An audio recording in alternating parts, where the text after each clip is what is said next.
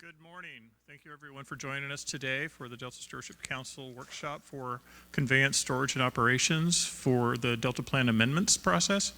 We're going to do just a quick overview of the agenda before we move into the program and have some introductory comments from Randy. Just for everyone else to know that's here in the room, we do have a local outlet from the Central Valley Business Times. It's also videotaping today's workshop, and so just to let you know about that. Make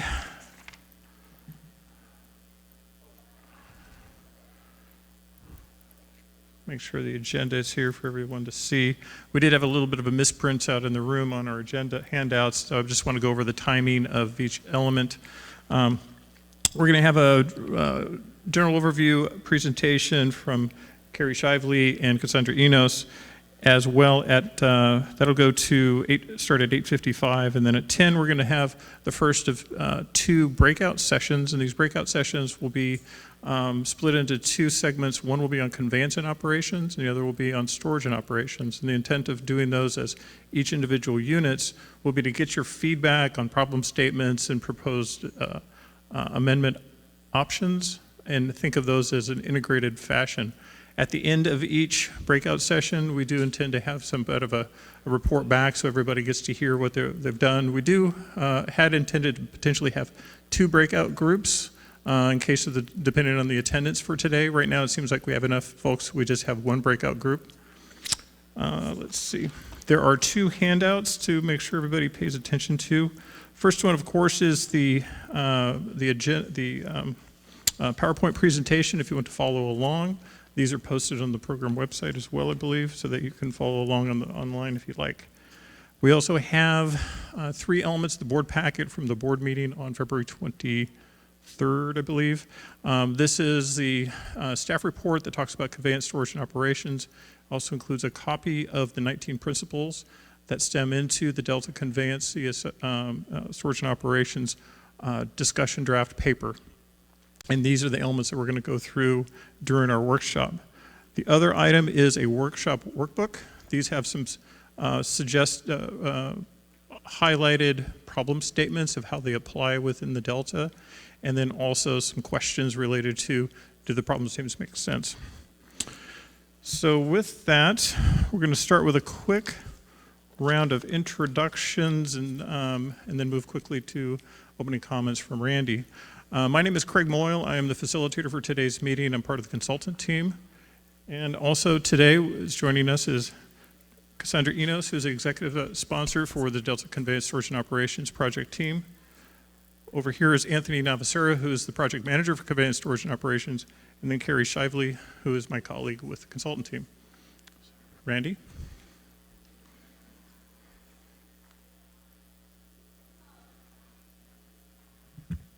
Thank you, Craig.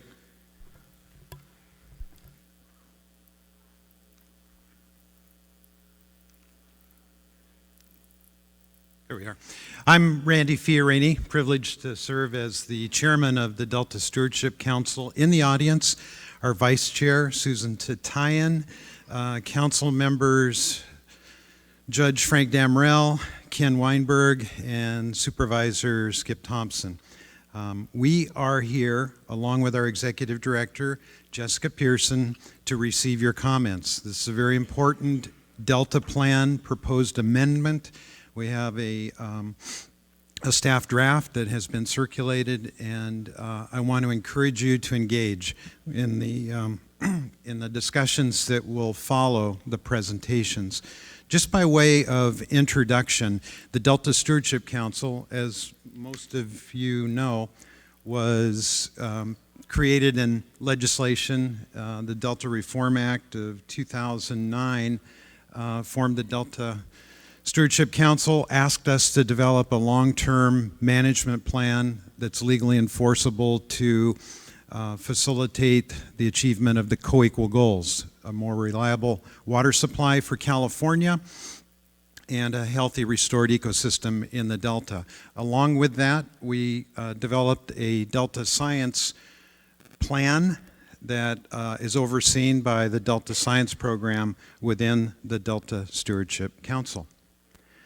The Delta Plan was 3 years in development, was adopted in May of 2013. It includes 73 recommendations, 14 regulations that guide multiple agencies with responsibilities in the Delta to achieve the Coequal goals.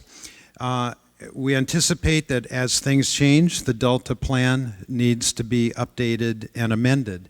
And that's why we are here. Our focus today is on a conveyance, storage, and operations Delta plan amendment. The Delta Reform Act described the need to develop not only promoting options for conveyance, storage, and the operations, but also develop performance measures to measure the progress on those. And now we're into a different slideshow. So I will end it with that we are here to discuss the Delta Plan Amendment for conveyance, storage, and operations. Your comments are critical to the success of this document. Council members, myself, will be here throughout this meeting and eager to hear what you have to say about this discussion draft that's about to be discussed and presented. So with that, I will hand this off to Cassandra Enos to talk about next steps.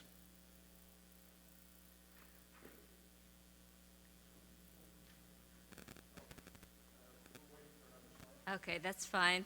So thank you, Randy. As I mentioned earlier, or as Craig mentioned, I'm the executive sponsor for this project, which means everybody does most of the work and I sign a lot of things. So I'm not going to spend too much time up here. I just wanted to talk about the process of the amendment and let you know where we are today.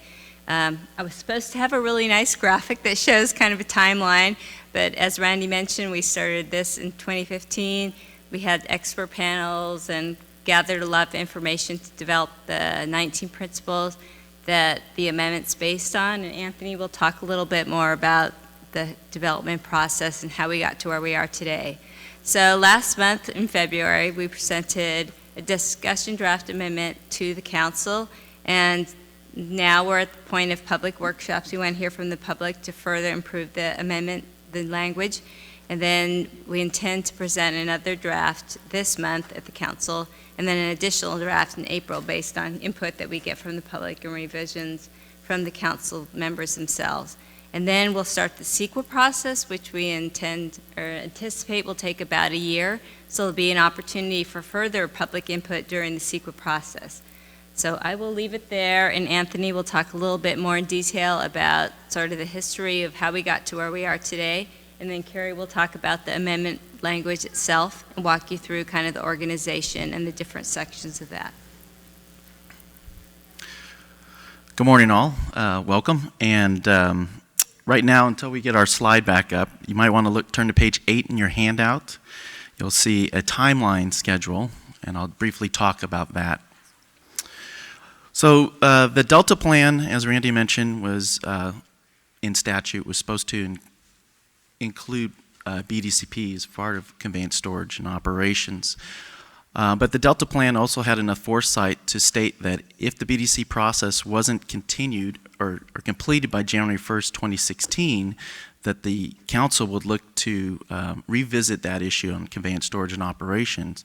And so with the administrative pivot in April 2015, the council set forth to seek out input from stakeholders, subject matter experts, and the public as to how they should address a new project, the alternative, which is water fix, and other projects that would be coming forward in front of the council regarding conveyance, storage, and operations.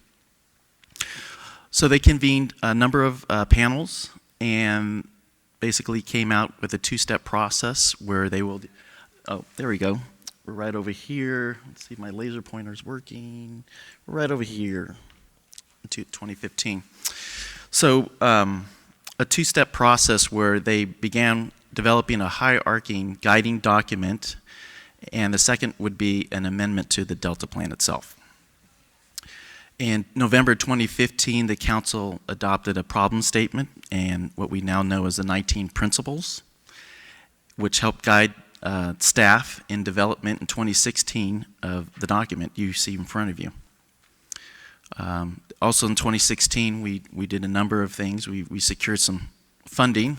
We looked for assistance, so we hired a consulting team, a very talented consulting team. And we got to a point where we started looking at existing authorities and also the options that were available and trying to determine what the council's role is. And ultimately, the end product was what we have now, is the discussion draft amendment. So quickly here, we're kind of around the red arrow here. And this meeting concludes our 3 public workshop meetings that we have on the development of the amendment, but that doesn't mean that stops the engagement.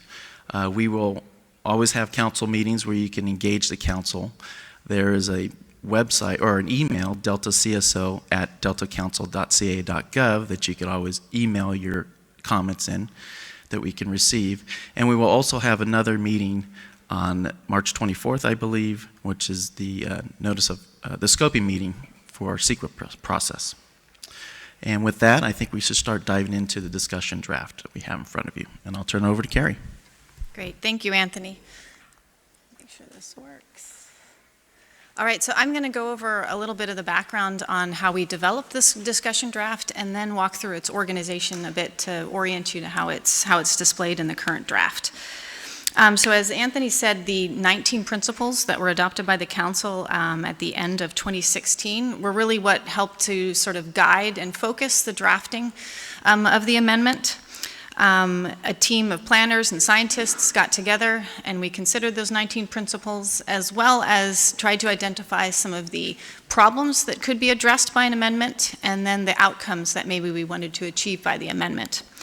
And in doing so, we also considered different existing state roles and responsibilities related to conveyance, storage, and operations, so that we could better identify the role that the council could play in promoting those things, as well as the role that other state agencies or local agencies could play in implementing conveyance and storage and operations improvements to the system. So we drafted some refined problem statements in an effort to see that we're all on the same page about what we think the fundamental problems are that could be addressed by this amendment. Those appear in the front of the discussion draft amendment, and I'll walk through that in a minute. And we also kind of looked to some of the experiences we've had, in particular over the last 5 years. The historic drought that we had, followed by this very, very wet year that we're having right now, and used some of those experiences to influence what went into the draft. There's also a lot of studies and evaluations that have been ongoing, not just related to water fix and eco-restore, but other studies as well that informed some of the information and the recommendations that went into the draft. We tried to build upon that body of knowledge that has been implemented and expanded pretty significantly over the past several years.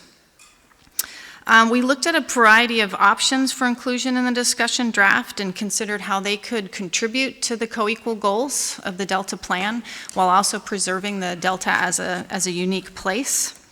We, I think, came to the conclusion, as you've seen in other, I think, drafts of the, came to the conclusion that there is no single solution to water management or management of the Delta. Conveyance, storage, and operations is just one among many of a variety of actions that could be taken to help manage the Delta to achieve the Coequal goals.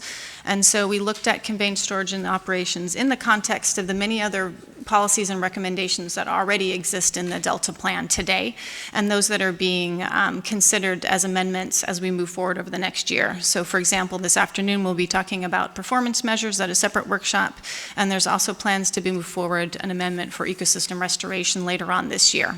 So we're trying to look at conveyance, storage, and operations improvements in the context of this broader plan, not as a single solution. I think we looked at a variety of different types of infrastructure, whether it be surface storage, groundwater storage, conveyance of water through the delta, conveyance in pipelines above and below ground, but we also looked at how conveyance and storage improvements might be able to assist or facilitate other water management mechanisms in the state. So for example, conjunctive use or water transfers. Water transfers were a very important part of how we managed the delta and we managed water supply reliability over the recent drought. So that was also something we considered in this discussion draft. We also looked at how facilities might be better integrated. So we have a very developed system of reservoirs, of conveyance facilities, of pumping facilities. And how can we better integrate how all those facilities are operated to protect the environment while also meeting water supply needs in the state. And last, I think at the end of the discussion draft as we walked through it, we considered how we would measure progress. So if as an amendment is passed, how do we measure progress in improving conveyance storage and operations? And that's where performance measures come into play. And Cassandra will talk a little bit more about that in just a few minutes. So I'll walk a little bit through the organization of the discussion graph now. As you see, it kind of is broken into 4 parts. It starts with an introduction and problem statements, and then it's divided into recommendations for conveyance, storage, and operations respectively.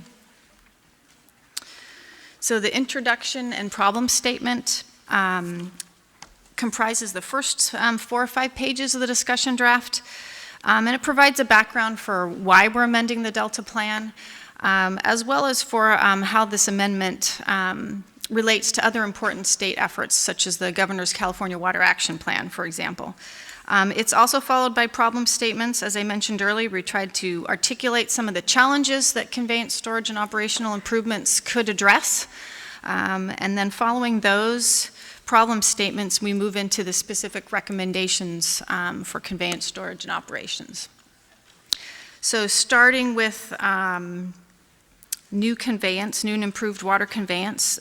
This section was divided up into 3 subsections, an item A, B, and C. Item A kind of describes the conveyance options that are being promoted. Item B describes more the characteristics and analytical criteria that we would suggest people consider when developing new conveyance projects or improvements to existing conveyance. And this kind of organizational structure flows through the rest of the recommendations in the discussion draft as well. So rather than identifying specific projects that are being promoted and that we're moving forward, we tried to identify the characteristics of projects that would best achieve the Coequal goals. And then the last item under new and improved water conveyance relates to the characteristics that should be considered for modified through delta conveyance. As I said, we considered both above ground conveyance, below ground, how we could improve channels, as well as conveyance that could be improved outside the delta region as well.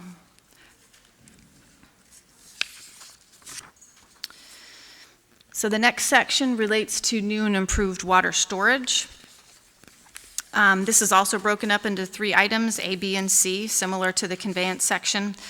The first one identifies the options for storage that are being promoted. That's item A. Item B describes those characteristics or the operational criteria that we would like storage projects to consider when they're developing new projects. And then the last item relates to specifics on groundwater storage. We considered both on-stream and off-stream storage, what roles they could play. We considered storage in different parts of the state, how new storage in, for example, the Central Valley or in the Delta might play a role, as well as new storage outside the Delta and in the water export areas. They can all do a little bit different things for water management, so we tried to encompass all of them and the benefits that they could bring. And then the last section describes, as I said, storage specific to groundwater. And then last, the third section is one of the largest, and it relates to operations. Operations is the nexus, I think, that really ties together how we can best leverage both conveyance and storage to achieve both water supply reliability as well as ecosystem restoration to meet the ecosystem needs in the Delta. So this is divided up into multiple sections that address both the options that are being promoted related to how we operate some of the major water supply projects in the state and federal system. It has recommendations for the state board to consider when they're updating the Bay Delta Plan. And it also includes other criteria and characteristics that we would like any new conveyance or storage projects that are brought online in the coming years to consider when they're developing operational plans. So for example, how can we develop operational plans that would be robust in drought conditions, for example? So I think you'll also see an emphasis towards looking for ways that we can better leverage our conveyance and storage systems in very wet years, such as the year that we're having right now. And then we can reduce reliance on the delta during dry years when ecosystem needs are important. So that kind of describes the basic organization of the discussion draft amendment. There is an attachment A, that describes some performance measures that could be used to assess achievement of the recommendations. And I'm going to pass it off to Cassandra a little bit to talk more about how those play, as well as how our schedule looks moving forward. Thank you. As Carrie mentioned, we do have an attachment A to the amendment or to the document, and I just wanted to point out these, as we mentioned, these are the elements of the amendment that are really intended to assess how we are doing towards achieving the targets or the actions that we would like to see through our recommendations. So each performance measure has a target, which is what we want to achieve through our recommendations, and it also includes metrics that will be used to measure how we are achieving or how we're doing towards meeting that target, as well as the baseline, which is intended to say, here we are today, this is the place that we're starting at. So these are the performance measures for this specific amendment. There are also a larger suite of performance measures that have been developed for the entire Delta Plan, and those are currently undergoing a process of being revised. And this afternoon, I think here in this room, there's actually a public workshop going over all of the performance measures, so you have an opportunity to look at all of the suite of performance measures.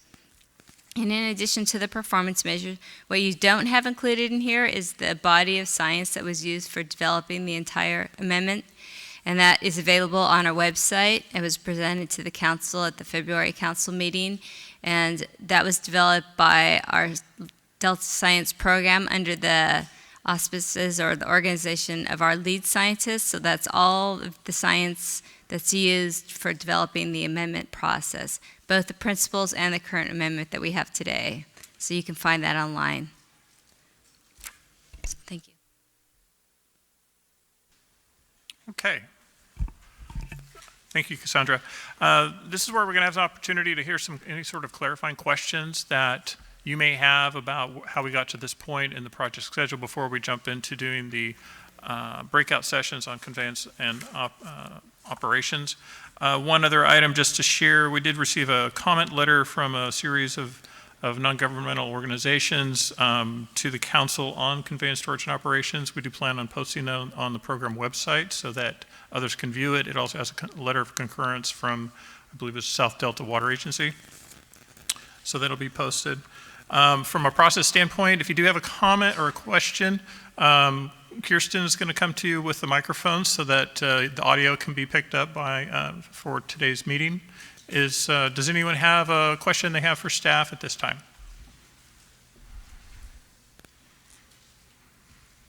Okay. Hang on.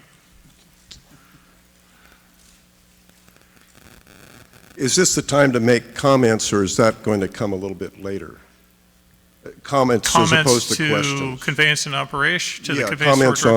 on the draft, the proposed amendments. That'll be during our breakout sessions, yes.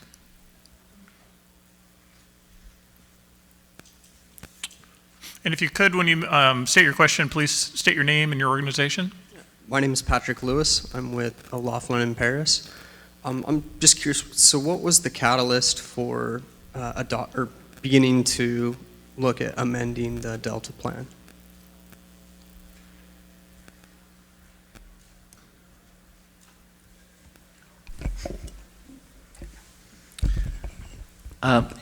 So I can understand your question correctly. I'll rephrase it.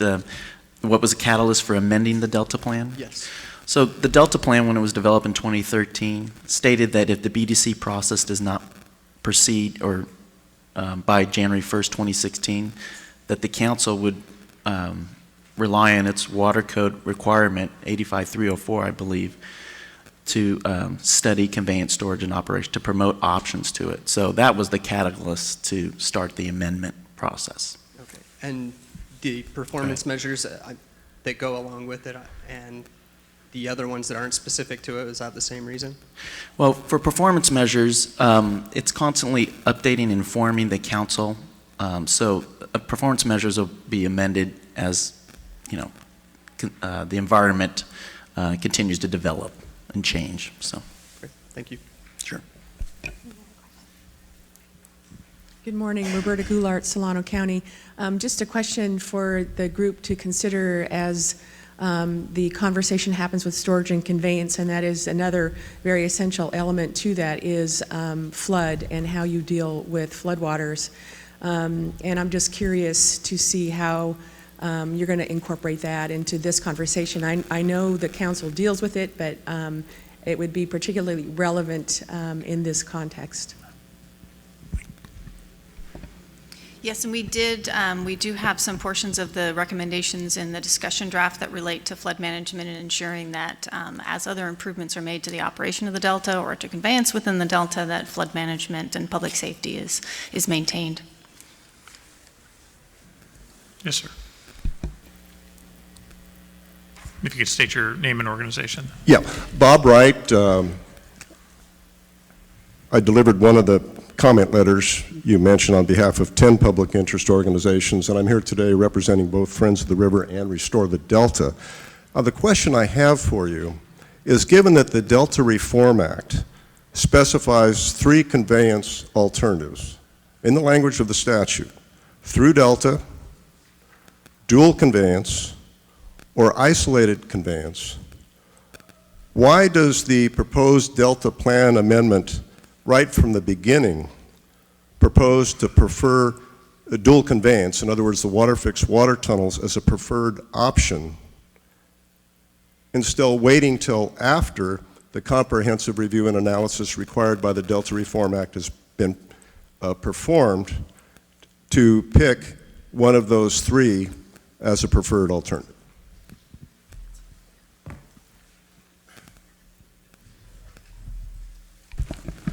I don't know if I'm going to give you the answer to that question directly here, but I want to give a better understanding of the amendment, maybe a little bit more in layman's terms. You know, the amendment is written in a way that it basically sets up the parameters for potential projects to come in front of the council that could be covered actions. And so the amendment not only sets those parameters, but has characteristics of what those types of projects could be. I understand your question, but keep in mind this is still just a discussion draft. There's still a lot of deliberation with the council to determine how they want the amendment to be amended to the Delta Plan. So your comments are well taken. Thank you. Well, I'm looking here at the discussion draft at page 5. And under 1, new and improved water conveyance, I see that you're promoting in the discussion draft the DWR and Bureau of Reclamation dual conveyance solution for the Delta. And again, my question is, and just to pursue it a little bit longer here, like we saw in some of the debates in the fall on TV, but why is that there now? Given that the statute, the Delta Reform Act, lays out 3 basic conveyance alternatives, one of them being through Delta, why is this here in the discussion draft to guide the process right from the very beginning? Why not list, for example, all 3 of those conveyance alternatives and say that one of the things you're going to be doing throughout this process, including Delta Reform Act and Coequal compliance and comments from the public and agencies and everything, is decide which of those alternatives then should be preferred at the end of the comprehensive review and analysis required by the Delta Reform Act instead of at the very beginning? That's my question. Okay. I think there was a little comment in there as well. So just to clarify, this amendment does not promote specific projects either. Like I said, there's a framework and the characteristics of the types of projects that the council could support. There's no means that there's rubber stamping any particular project. They still have to go through the due process by their lead agencies. So there's no specific project. Now, I heard the particular options that you would like to see forward in the amendment, and we'll take that as a comment, and the council will deliberate on that. And I think that's a really good comment that we have as far as the range of options that are being presented in there. And I don't think they're put in any specific order of importance. They're just there as they represent the bookends of the potentials that could be implemented for the program. Those kind of comments are going to be very important as we get into the breakout sessions and how we start talking about conveyance and operations and storage and get that input from you. And then it'll also be very important for you to think about how that kind of applies when we get into the scoping meeting for March 24th. So if you have another clarifying question about some of the background and process that'd be useful at this point, I'd like to see if we can move into the breakout sessions. Yes, I do, because just reading in straightforward English at page 5 of attachment 3 to agenda item 12, it says pursue a dual conveyance solution for the Delta by constructing new facilities for isolated below ground conveyance of state water project and Central Valley project water supplies from the Sacramento River to the South Delta via multiple intakes. We don't know who's going to be at which breakout sessions, and we think it's very important that the Delta Stewardship Council members understand that this discussion draft appears to clearly, unambiguously, and unequivocally make the water fix Delta water tunnels the preferred alternative at the outset, and thus really relegates the statute-required consideration of through Delta conveyance to it's already been, in essence, rejected, or at least is not favored. Okay, well, I don't think that's the case within this plan, that it codifies any one option. It just sets up the framework by which projects need to come before the Stewardship Council for their consideration. And we will cover that in the breakout sessions as well. I think with the size group we do have today, that we probably can go ahead and move forward with just one breakout group and not break us into two, so that everybody gets an equal opportunity to have a conversation about this. After each group, when we do have our report back, we do plan on reopening up the webcast so others that are participating online can at least hear the summary of what was discussed. So if there's any other questions, we'll take a quick break and start the breakout sessions. Okay, great. Thank you.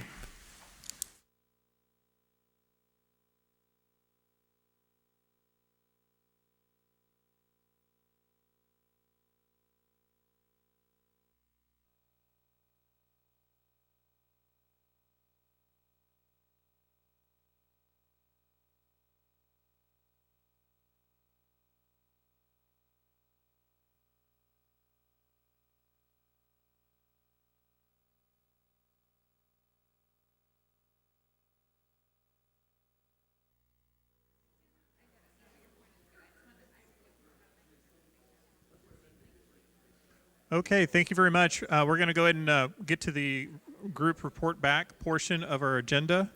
And if you can take a seat, Kirsten and I will go through the information we collected during our conversations and then have an opportunity for the groups to ask questions of each other. But before we get into that, Randy wanted to make a comment before we get started.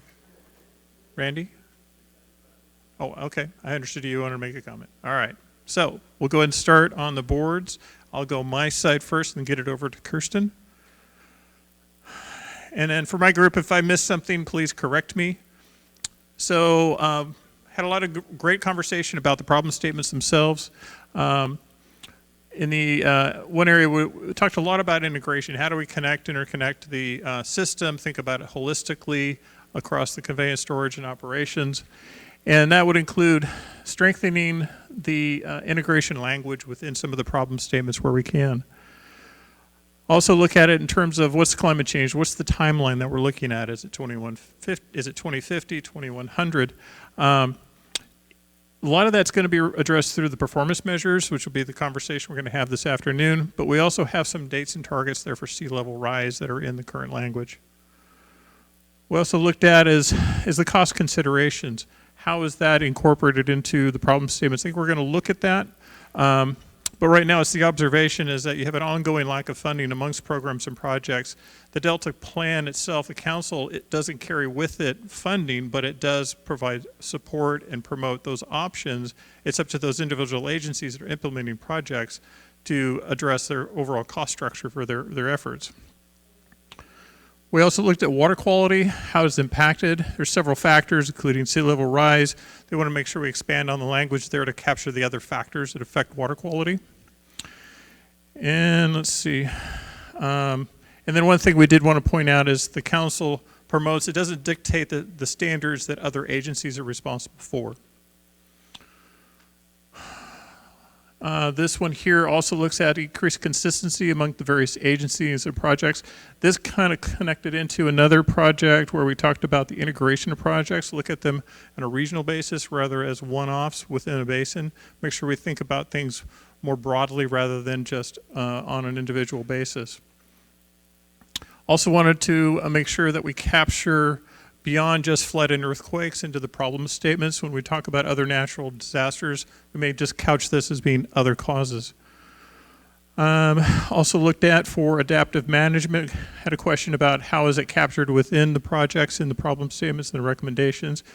A lot of it's captured already in page 13, item C, but we will look into how we can strengthen that further within the language. Had some questions about the mitigation and monitoring in the plan. A lot of that's also going to be addressed during our scoping process, and it's also part of the refinements of the performance measures. And also, these are the sort of activities that would be evaluated at the programmatic level. That gets back to the integration piece. Let's see. Let's add this more of an open-ended question. How do you evaluate co-equal goals? And often, there's lots of different ways you approach it. Looked at it in terms of the balance of the goals and objectives. Continue to show progress for the reliability of the ecosystem and other factors. And let's see, water supply demand. The other piece was on water supply demand and how that could be included into the amendments. I think we're going to look at that a little further as well. And that was the regionalization. And then some of the challenges is, with some of the recommendations, look at the big sip, little gulp when you take advantage of high flow events to pull water off the system, but then you have to make sure you address it, how you do that when you have delta smelt, which are sensitive to those flows. Does that capture it for my group? Is there anything I might have missed? Let's get to your question after we go through this, and then we can have, well, I'll have Kirsten go through hers first, and then we'll have that opportunity to talk about that. So my group also talked about conveyance and operations. So we had talked about the same problems and issues as Craig's group. There is a big concern about conveyance infrastructure not addressing the lack of existing supply, especially the north of Delta supply, which is not yet developed. Our group said there's a need to identify what the supply was before the supply infrastructure would be promoted as options. There is an emphasis of trying to promote new conveyance options based on identified supply already and enhance existing conveyance, so not just promoting new conveyance, but also focus on existing conveyance. Our group discussed the need to identify flows in the Delta before supply is allocated for conveyance and consider existing conditions, So existing conditions are sufficient in wet years, but not for dry years. And wet years provide an environmental benefit. So this comment was based on having a very heavy wet year like we're having this year is not always a bad thing for the environment. It can actually be good for a lot of scientific and ecosystem reasons. But also need to identify when conveyance is limiting before moving forward with options. So there was one comment saying that existing conveyance is currently adequate for moving through wet year water. But there's another comment saying we need to identify where and when conveyance is limiting before moving forward with the options. There's a comment that we need to consider other elements of the California Water Action Plan that are not currently identified in the amendment language. We need to consider floods, especially the impacts of floods on ecosystems, and really emphasize reduced reliance on delta. This is already stated in the amendment language, but several people pointed out that this needs to be emphasized even further. And that we need to consider the costs and benefits of conveyance when we consider the options and the characteristics of options. So just another way to evaluate what the options are or what options we're promoting. We need to consider multiple alternatives for the water fix, and especially for dual conveyance. There's a lot of concern over amendment, which is promoting one of the options that's being promoted, which is A1, which is the dual conveyance option. So our group talked about that a lot, and maybe some other options that can be promoted, and we talked about the characteristics behind that. We already talked about some of this. There's emphasis on making improvements to south of Delta intakes, so this also goes back to improving existing infrastructure. Considering the cost benefit of options being promoted, promote reduced reliance on the Delta and conveyance options, so this goes back to the reduced reliance on Delta comment. Consider terrestrial species in the criteria, so there's concern that aquatic species are being more heavily emphasized than terrestrial species. And include Delta as a place in criteria. So thinking about the Delta as a community and a place where people live rather than just thinking about the ecosystem or species, thinking about both of them together. So for my group, was there anything that we didn't state up here that I maybe mischaracterized? Yes. Oh, sorry, we're gonna give you a microphone so it can be recorded.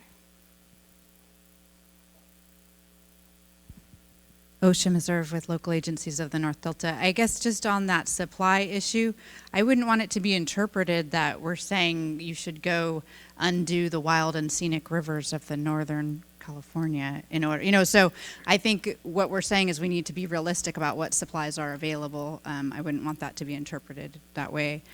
Also on the promotion of I think one of the issues with the draft in that 1A provision, it says DWR and the Bureau should complete the tunnels, basically. And I think we object, it's been stated by staff that DSC is not promoting any particular conveyance option. And so I think it's really important that that specific language that refers to the tunnels be taken out. Thank you. Any other comments from my group?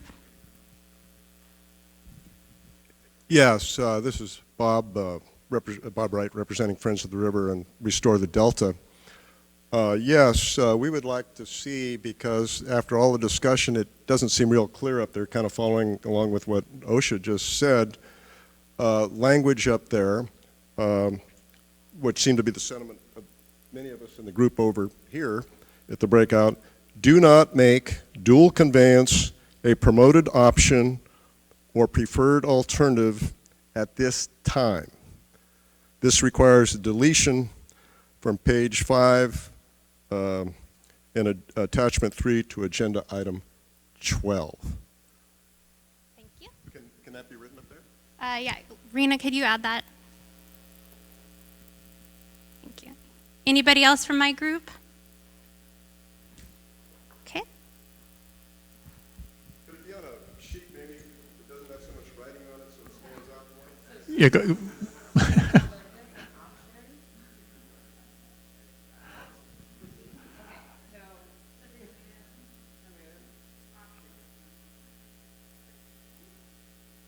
All right, so as we get that note put down here, we're going to go and start into the next breakout session where we'll talk about storage and operations and how those integrate together. After we'll do the same format. We'll talk about the problem statements and the various recommendations, and then we'll come back for a report back. After that, we go through a report back of the storage and operations. Do want to have just kind of an open-ended conversation about how all three integrate across the areas, and we'll do that as a large group and get your feedback on how the three elements integrate back together, and also how those integrate back to the 19 principles as well. Hang on one second, Bob. Yeah, again, we keep having language problems. We're not asking the council at this time to make the opposite decision, to not have dual conveyance as an option you're going to consider during your process. We're simply asking you to not make it a promoted option or the preferred alternative at this time.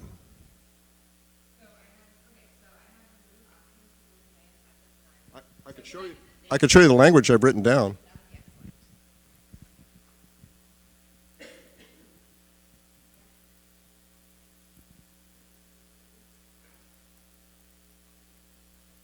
If I understand you, Bob, what you're thinking is go ahead and include it, just make sure you represent it as not one of the preferred alternatives.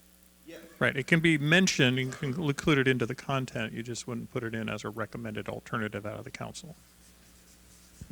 Yes, at this time, we understand that at the end of the process, it is possible, we will hope you don't, the council may make the water fixed water tunnels its preferred alternative and promoted option.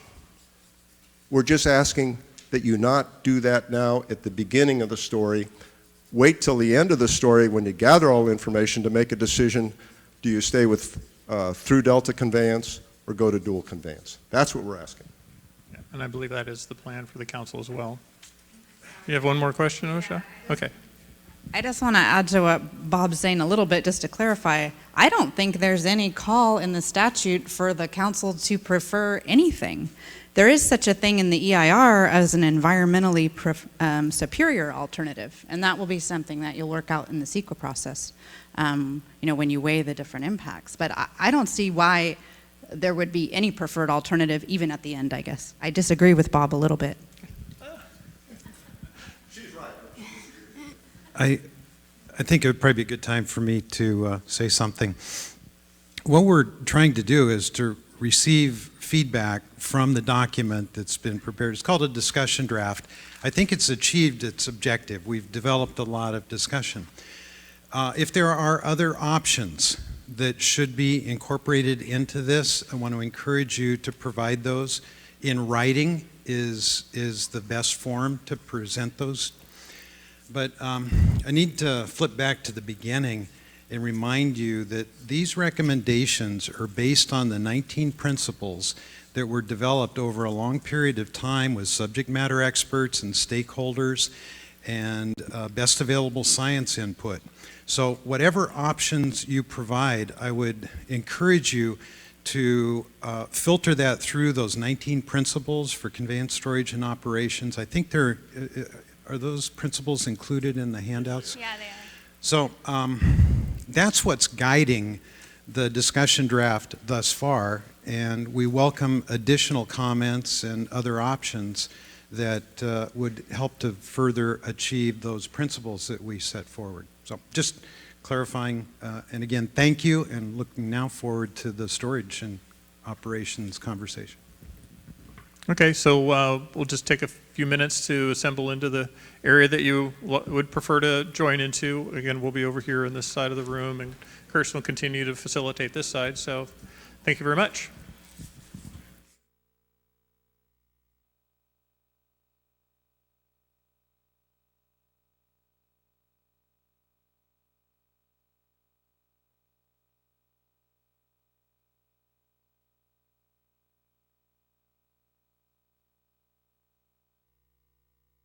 Two breakout sessions. So if you guys all want to mosey back on to this side of the room.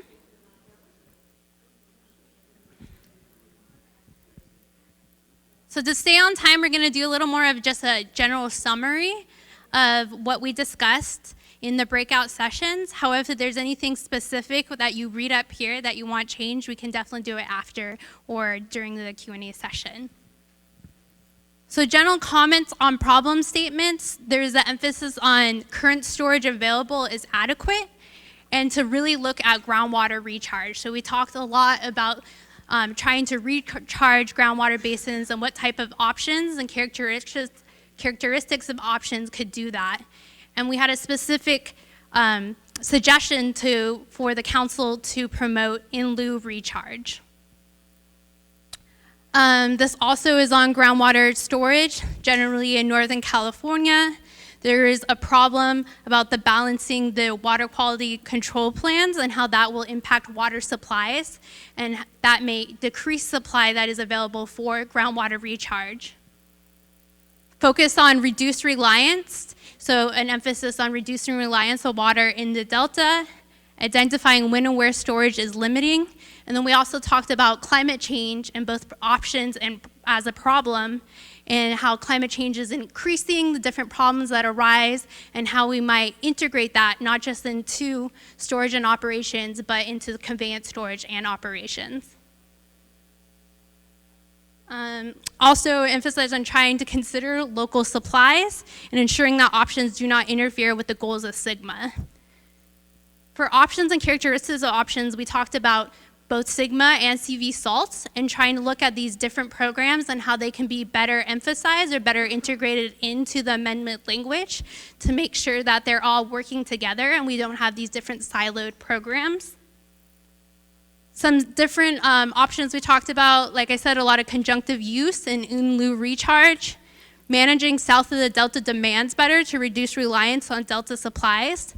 We talked a lot about the different great programs that are happening in Southern California, such as recharging groundwater basins with recycled water, using floodplains, some other things, and so trying to take examples of things that are already working and bring them to Northern California. And also not just be focusing on these big statewide projects, but also looking at these localized projects and how local agencies can collaborate to have really good local projects. We talked a little bit about promoting integrated management, addressing climate change. We talked a little bit about the adaptive management plans that are outlined in the amendment language and how they can include not just dry years, but wet years, and also consider not just current, but also future conditions. And we talked a little bit about the maintenance of new or existing storage facilities and how the council can maybe promote options that have maintenance requirements. And then also promoting integrated management statewide, such as using floodwaters, more localized, smaller storage, and once again, looking at examples of things that are already being done in Southern California and other places, and taking them here to Northern California. Okay, and then for my group, a lot of the conversation also revolved around the format and the delivery of the information and how it was contained in the document, such as how do you qualify the term of the timing of water management. There was also an observation on how the inclusion of Sigma and how it was currently articulated seemed to be in the abstract. So there was a request to more or less make sure we, as it's written, it thinks about the audience a little bit more and also how the application of the document would go forward. We did have some conversations about, or observation about whether or not the Delta Plan would consider some of the emerging federal laws or existing or emerging federal laws and how that would be incorporated into the document. And then we also got into talking about the incorporating the Delta CSO amendment with the anticipated ecosystem restoration amendments into the process, and I believe that is going to be part of the plan. We also recovered into, where was it here? The ecosystem water. How is that captured within storage and operations? And how is the council going to be considering this? We would look into expanding the content and also thinking about how that incorporation could affect your water right holders if you're taking ecosystem water and you're retaining that through your storage operations. And let's see. And then there was a process question about how this project could be applied to sites. It's one of those things where it's outside of the jurisdiction for consistency review of the Delta Stewardship Council, but it'll be something that could be looked at. And then there's a request to add into a qualifying statement. It's on page 10, item 3, include language such as where practicable or feasible when it talks about the economic, financial, technical, environmental issues. And then, yes, we'll be providing this in red line strikeout form the next time it comes out to public for their review. Is there any observations or questions that groups may have for the others about their interactions, or if we captured the summaries about right?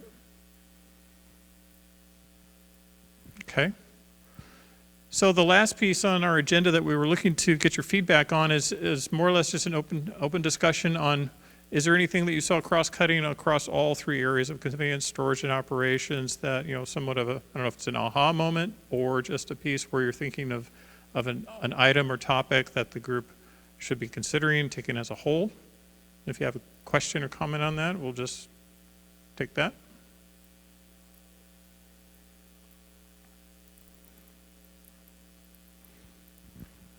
Okay.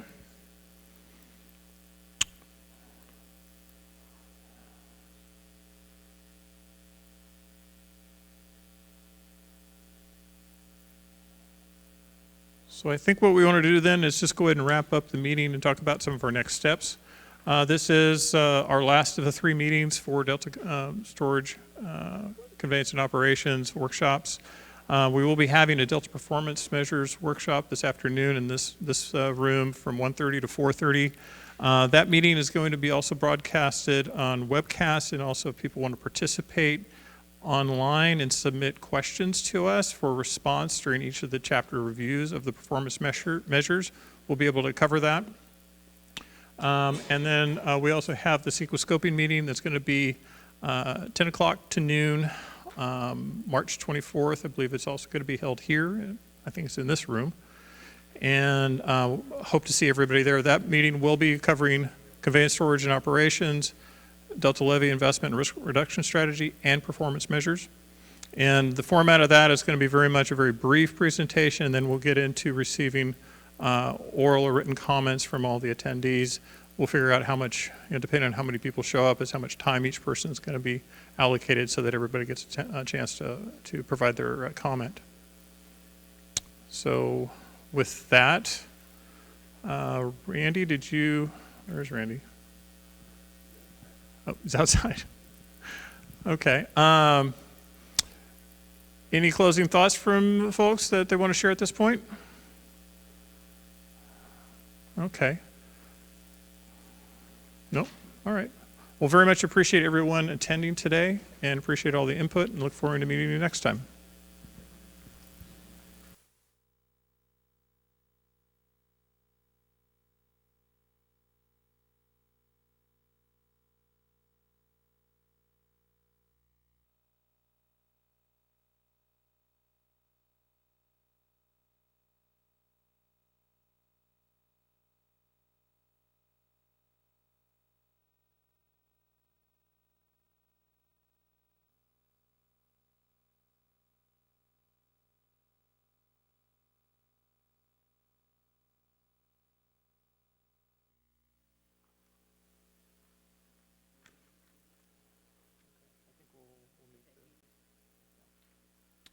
Good afternoon. Thank you very much for joining us today for the Performance Measures Workshop for the Delta Stewardship Council. My name is Craig Moyle. I'm the facilitator for today's session. And we have a pretty packed agenda with some periods intermixed to have a break.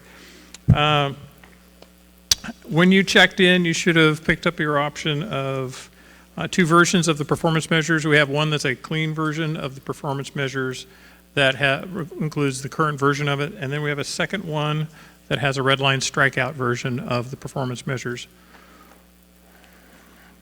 Advance the slide once here. Okay. Before we get into introductions for the team, I just wanted to at least cover off on the workshop agenda and the process we're going to go through today. We'll have a brief overview of the performance measures, activities, what got us to this point today. We'll also go through the workshop process. We're going to have essentially a chapter-by-chapter review of each section where staff will go through those performance measures where there were some substantive changes to them. And at the end of each chapter, we'll be asking for if there's any feedback or questions you have about the content change. And then we will get, after we go through all three, actually all 5 chapters, then we'll get into just some next steps and where we go from here. There are a variety of ways to participate in this. I know we have about 46 people watching this online during the webcast.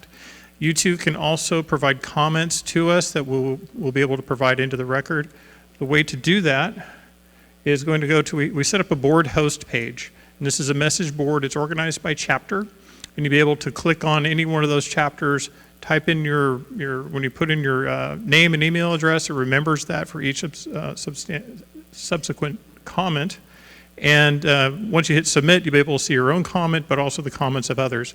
Please note that the address is case sensitive. So it's the mb.boardhost.com/delta with a capital D, and then PM, and those are capitalized as well.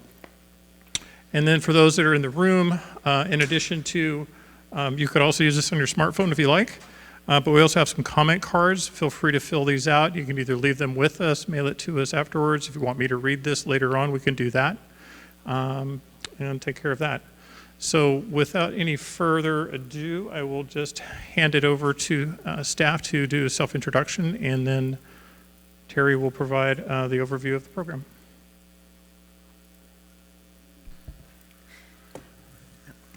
Hi there. Good afternoon. Can you hear me? Okay. I'm Terry Gaines, and I am a program manager in the performance management unit of the Stewardship Council. This is the team that's been working on refining the performance measures. I have with me Paul Levy here and Megan Brooks, and they have been doing the lion's share of the refinement for the performance measures over the years.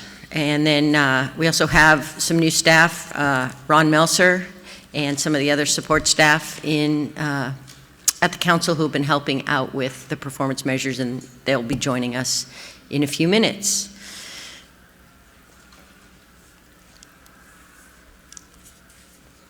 So I'm just going to give you a brief introduction. And first of all, I just want to thank you for taking the time to join us for this workshop this afternoon. And I see that some of you were at the morning workshop, at the Conveyance, Storage, and Operations workshop. So some of this information you may have already heard. But for those of you that weren't here, I'm going to provide a little bit of background on the council, the Delta Plan, and for all of us, a little brief background on the prior amendments. And then I'm going to turn it over to Megan and Paul, and they are going to give you the details on the performance measures that have been recently refined. They're the brains of this organization here. So as you probably know, the Delta Reform Act was passed in November of 2009, and the Delta Stewardship Council was formed. The council itself is made up of 7 members who provide a broad statewide perspective and diverse expertise, and I want to thank the council members who are here today. The council was created to advance the state's co-equal goals for the Delta, a more reliable water supply and a healthy and protected ecosystem in a manner that protects and enhances the Delta. And part of the council is the Delta Science Program, which provides the best possible scientific information to inform decisions for the Delta. And this program also includes the 10-member Delta Independent Science Board, which was a team of scientists that provide oversight on scientific research and monitoring. The Delta Reform Act required that the council develop an enforceable plan for the Delta to ensure coordinated action at the federal, state, and local levels.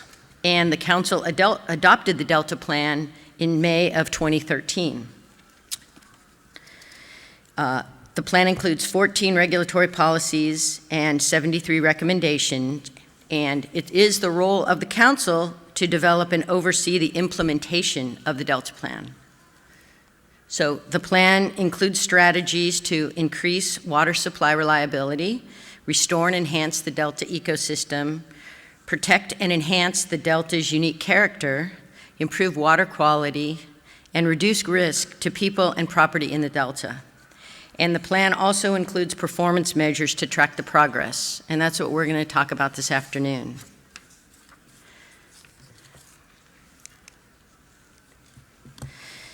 The Delta Plan says that it may be reviewed and updated in response to changing circumstances and conditions. And there have been a couple previous amendments, including one on performance measures, which was completed in February 2016, and then on one-year water transfers, which was recently completed last September. And we are now in the process of refining the performance measures again.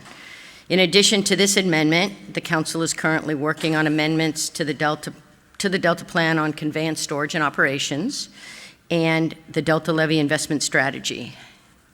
And as you know, the Delta held 3 public workshops on the CSO, and then the final workshop was here this morning. And the other 2 of those workshops were held in Tracy and in Southern California this past week. During the summer of 2016 and in January 2017, the Council held a series of workshops on the Delta Levy Investment Strategy. So now that was the background. Now let's talk about the performance measures. There are 3 types of performance measures included in the Delta Plan: administrative, output, and outcome. So administrative performance measures describe decisions made by policymakers and managers to finalize plans or approve resources, funds, personnel, or projects for implementation of a program or a group of related programs.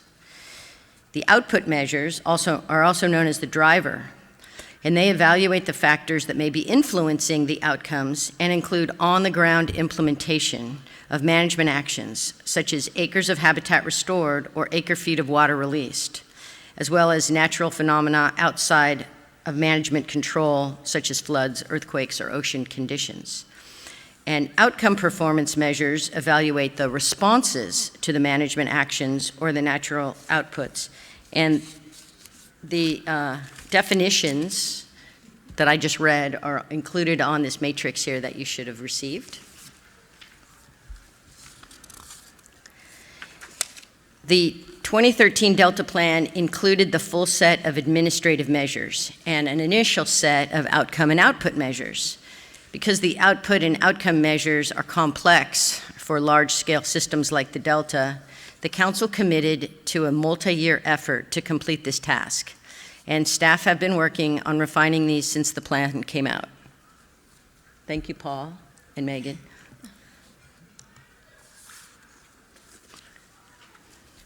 So this is a screenshot of our administrative dashboard.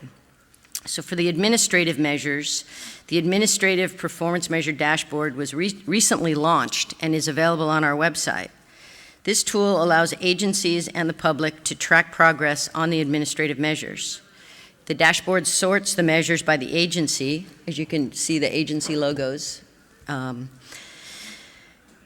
And these agencies are the ones that are primarily responsible for the recommended action. And then we also have a Delta View tool, which is also found on the Stewardship Council website, and there's where the public can track the progress or the status of projects going on in the Delta.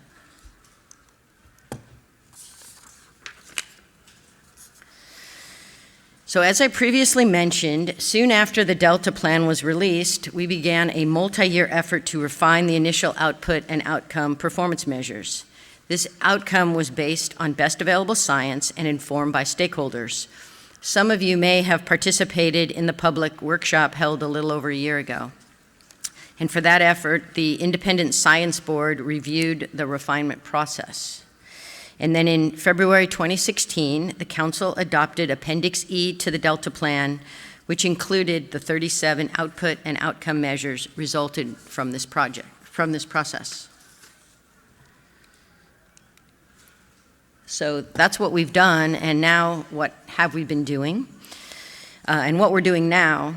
So since adoption of Appendix E in 2016, we've been further refining the output and outcome performance measures in light of public input that we've received during the updates of the levy investment strategy and development of the conveyance, storage, and operation amendments, and also good ideas that emerged from the trial court ruling. And as with most things Delta Plan related, these refinements are being done using best available science. And we have had the support of the Delta Science Program throughout this process. In addition, several of the performance measures have been sent out for external review to scientists with local expertise, as recommended by the Delta Independent Science Board. We are awaiting their feedback.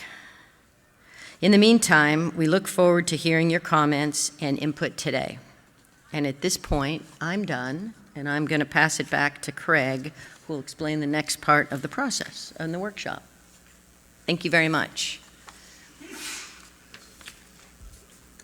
Clicker.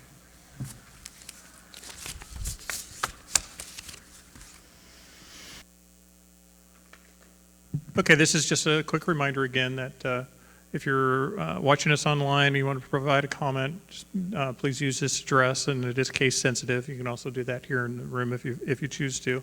So at this point, what we'll do for each chapter, staff will go through those sections that they have provided substantive changes to. Once they go through that, then we will open it up for questions about those chapters and respond to those as we can. Just raise your hand when you do have a question to ask for staff, and I'll come over to you with the microphone. So with that, I'll hand it off to Megan.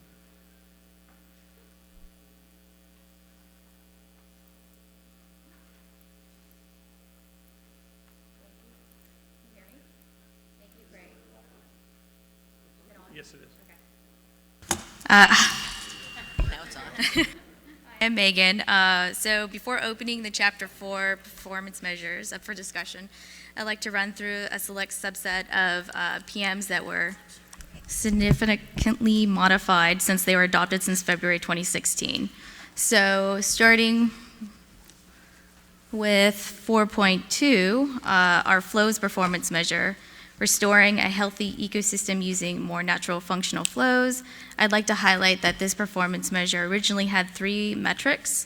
1, inundation of the Yolo bypass, 2, spring pulse flows in the Sacramento River, and 3, flow recession. This set of revisions to the performance measure now includes 4 metrics. Our newest addition is a long-term trend in a 10-year rolling average of the delta outflow to inflow ratio, and a target being a downward long-term trend in the ratio of outflow to inflow is reversed.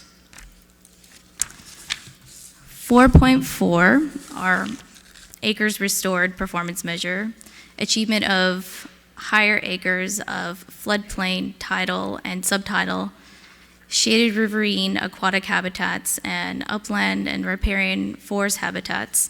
I'd like to highlight that we further clarified our targets in this performance measure by addressing some of the habitat that were not previously covered, such as aquatic, riparian, and upland habitat projects. They now have targets of 1,000 acres and restoring 5,000 to 7,000 acres of tidal marsh, as well as enhancing more than 40,000 acres of managed wetlands.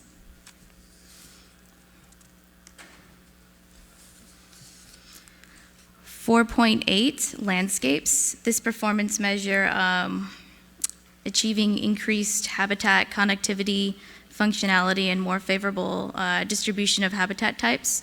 Most of the refinement was made to the target, such as the target now includes a footnote where these metrics, baselines, and targets were referenced from, the Delta Transforms report.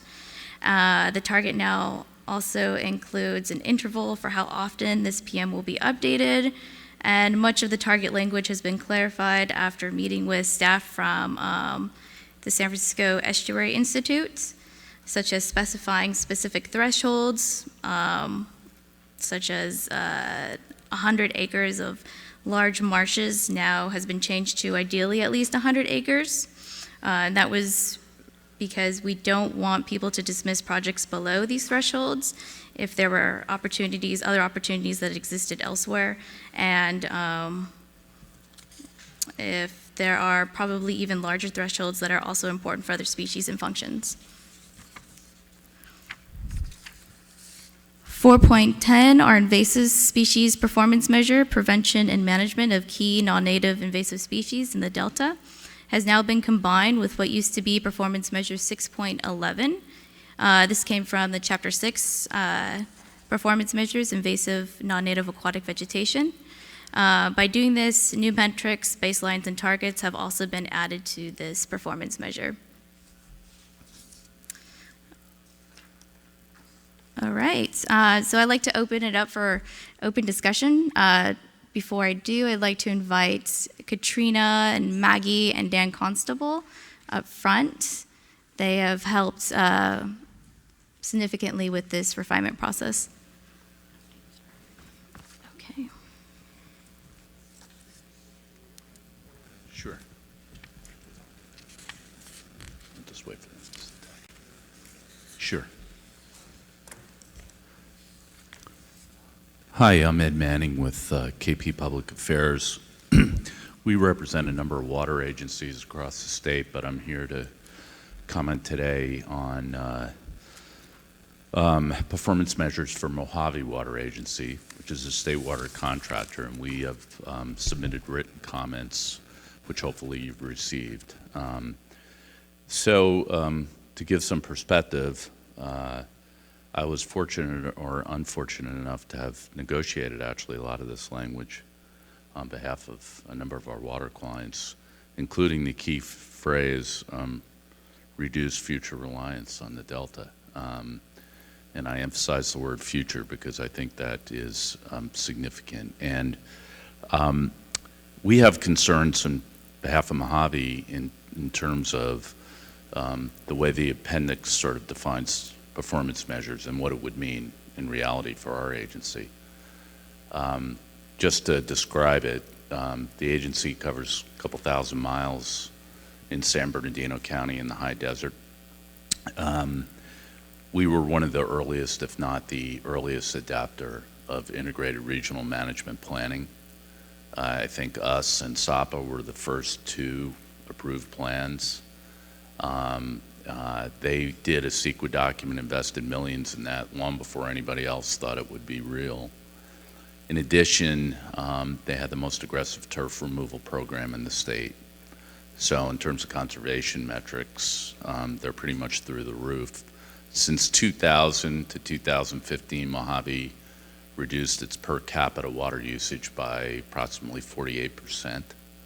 At the same time, we experienced over 30% population growth. Unfortunately, Mojave historically has not taken all of what we call Table A water, which is sort of the highest contract entitlement water within the state water contract, largely because the population growth wasn't there and the revenues weren't there at the time to take it all. But over time, we've taken more, and over time, we've acquired additional Table A water to service future demands and growth, while at the same time investing in every measure for conservation, water reclamation. For example, 100% of stormwater is captured in the basin. We believe that the current metrics for reduced reliance are sort of missing the point of the broader policy objectives here. The purpose of reduced future reliance was not to impair state water contractors' Table A water contracts. As a matter of fact, the Delta Act prohibits that. It was really to allow and encourage people, agencies, to be more flexible and to be more drought-proofed, we think. And what that means to us is that south of Delta exporters, whether it be the state project or federal project, over time should be more resilient and more able to wean themselves off the Delta in periods where more water is needed for the environment or for other catastrophes that might happen. And so we have offered an alternative metric we would like you to think about, which is measuring and looking at the ability of those contractors as a whole to be off for periods of emergency, for periods of environmental impairment, for longer periods of time, not for a year-by-year percentage decrease in the amount of water taken through the delta, because that would result in a couple of things. One, it would impair their contract in Table A water, which I don't think you intend. Second, why would you invest in the water fix or other? There's two parts of this, right? Water supply reliability. By definition, you don't have increased water supply reliability if we're going to just look at the metrics and say, over time, you need to get to zero. You can't take any more water from the delta on a declining scale. What we want is a more stable system where we have more ability to take water in wet years when the delta's in surplus, with the understanding there'll be constraints moving forward, and define a metric that incentivizes people like Mojave, who are way ahead of the curve, have reduced amount of water per capita, invested in regional plans and all that, and don't start with a baseline for them that ignores all that progress and the fact they haven't been able to take all their Table A water, and in essence creates an uneven playing field where someone who's taken in excess of their Table A water will have to reduce at the same rate as us. So those are metrics we'd ask you to think about. We appreciate your time and the ability for us to interact with your members and staff. It's been, you've been very receptive and helpful. Thank you. I think Thanks that for your applied comments. to Chapter 3, didn't it? Yes. Yes. Yeah, but So- thank you very much for your comments. We did receive the letter. We sort of received it after we prepped everything and worked through the performance measures and sent them out for external review. But we are certainly, that's why we're here today, is to hear your input. And so this is a process. We're certainly not done with it. Thank you very much. Okay, and I think we'll go ahead and, Paul, that's part of your chapter, and he'll be addressing that after Megan's done. So we'll be able to get to that. So a little bit out of order. Is there any comments on Chapter 4 that folks would like to provide at this time? Okay. Kirsten, anything online? Okay. All right. Shall we move forward then on to the next chapter? Great.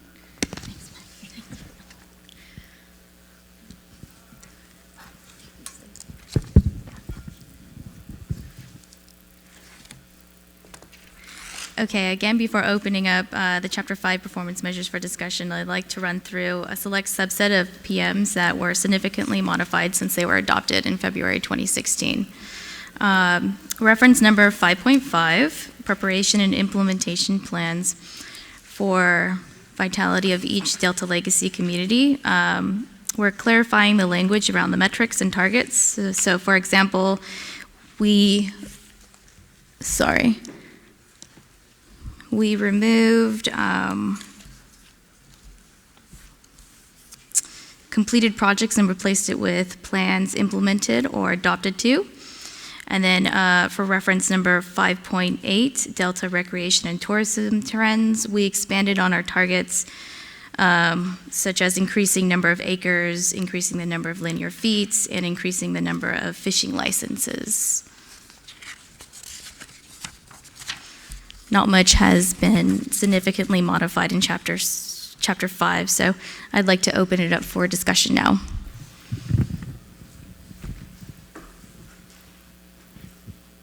Any questions, comments for staff?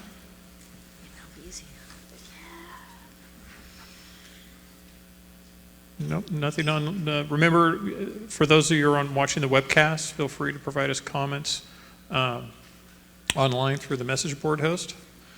And let's see, go ahead and move on to the next chapter then.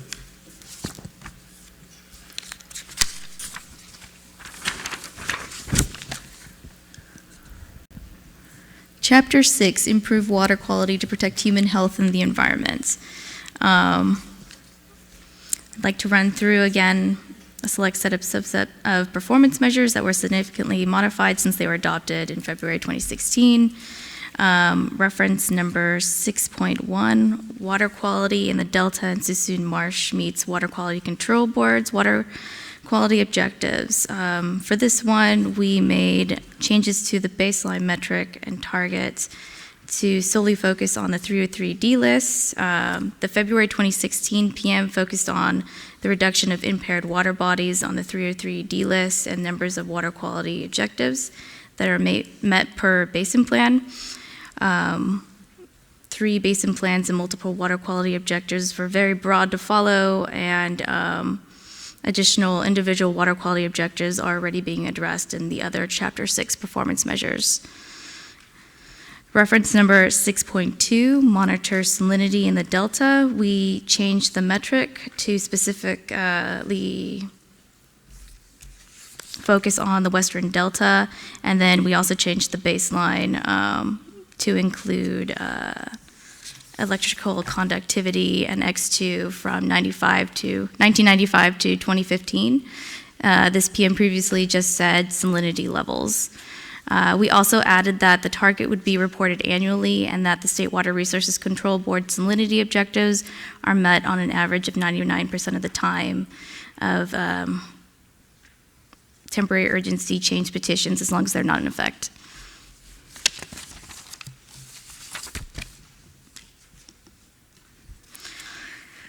.4, our performance measure, protect groundwater beneficial uses, has been refined to focus on groundwater wells instead of groundwater wells and population with access to clean drinking water.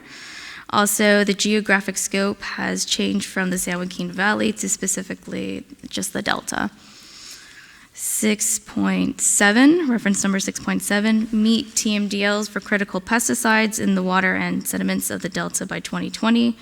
The targets from February 2016 performance measure version has been moved to the metric. We felt that it was more appropriate as a metric than a target. Additionally, 2 new pesticides were also added to the list. And because of this, much of the baseline and target language has been changed.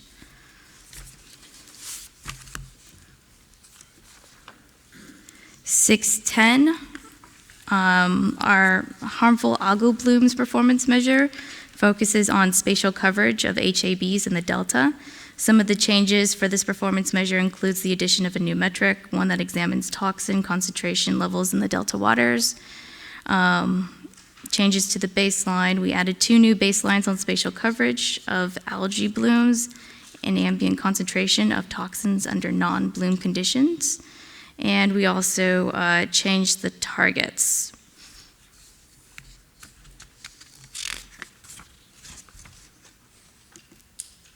All right, if Maggie Chrisman can come up front again, I'd like to open this up for discussion.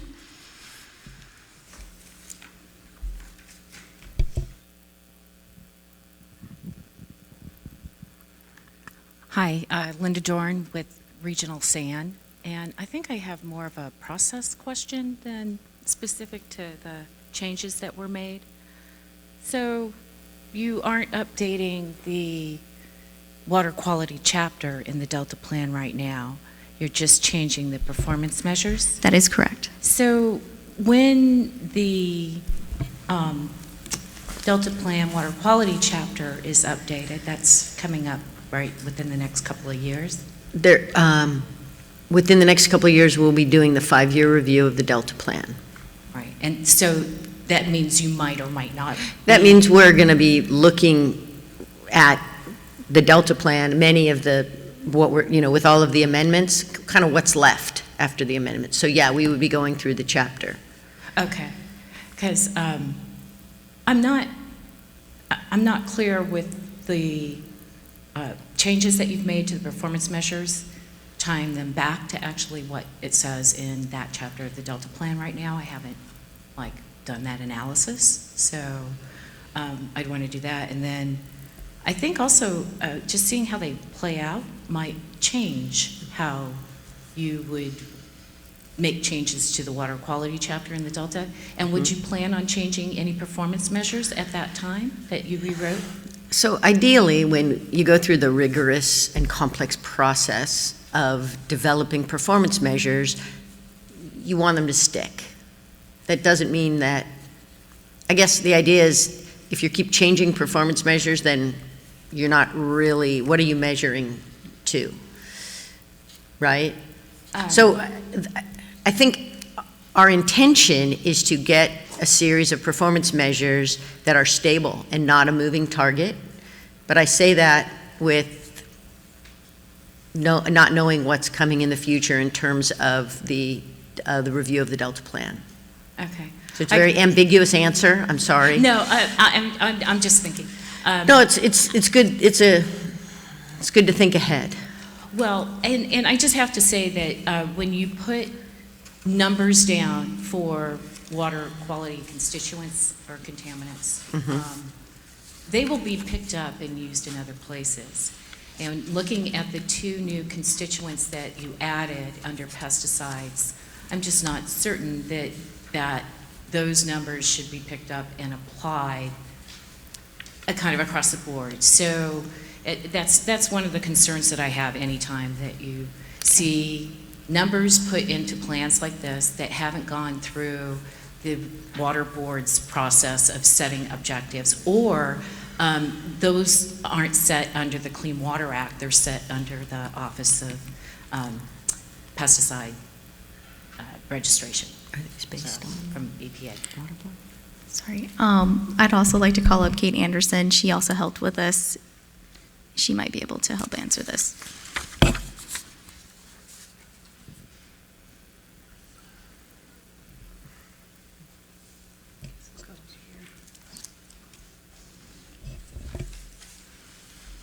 Before Kate begins, I just want to thank you for your input, because that's exactly the kind of input we want to receive at the workshop, so thank you. So I think, there we go. So I think you're referring to, let's just make sure we're all in the same performance measure. I think you're referring to 6.7? Yes, And I think part of the rationale behind adding these 2 new pesticides kind of stemmed from our intent to reference best available science and ensure that, especially in the world of contaminants, that the new and kind of changing universe of what contaminants are kind of coming to the forefront, and are of particular concern for fish and zooplankton health are included. And so in the latest chapter of one of the kind of releases of the State of the Bay Delta Science, there was a synthesis report entitled The Contaminant Effects on the California Bay Delta Species and Human Health by Stephanie Fong et al. This is released in December of 2016. And they noted that in addition to organophosphates, pyrethroids and phenylpyrazoles, which include fipronil, as well as neonicotinoids, are of increasing concern for fish and zooplankton health within the Delta. And the active ingredients that you see reflected on 6.7 are within those 2 classes, fipronil being phenylpyrazole and imidacloprid being an ingredient within the neonicotinoid class. Yes, I understand that. I just am not certain that taking a number from US EPA, Office of Pesticide Pollution, is necessarily a correct number that should be put in here. Normally, when you look at water quality objectives and the protection of beneficial uses, you would use the water board's process that they have for basin planning and setting TMDLs. This is another way of trying to put a number out there that may or may not necessarily be protective of those species in the Delta. So we'll have written comments. I'm not sure when they're due, but we'll definitely be commenting on that. And I am familiar with the synthesis, the State of the Bay Delta Science Report. Thank you. Craig, do you want me to talk about comments, or? Sure. So we're in a process right now of receiving public input. We're going to be taking these performance measures to the council at the end of the month, or not quite the end of the month, whenever that is, whenever the meeting is this month. There'll be an opportunity there to provide comments as well. And then our intention is to include this in the amendment package we're going to be doing CEQA on, and we anticipate that being in the spring. So I guess my point is, the sooner you can get your written comments in now before these are all set and go into the CEQA process, the better.